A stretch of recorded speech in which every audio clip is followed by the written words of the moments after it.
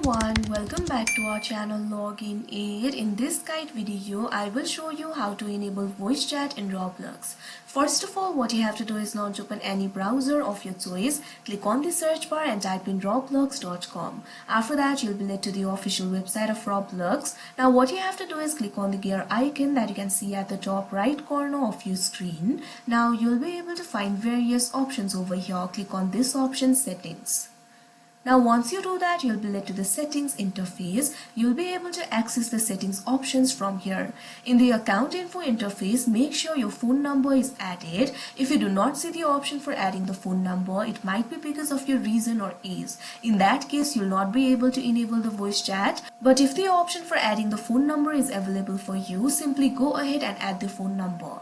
After you add the phone number, over here you'll be able to find various options. At third, you'll be able to find the option for privacy and content restrictions. Simply click on it. Now you'll be led to the privacy and content restrictions interface. You'll be able to find various options over here.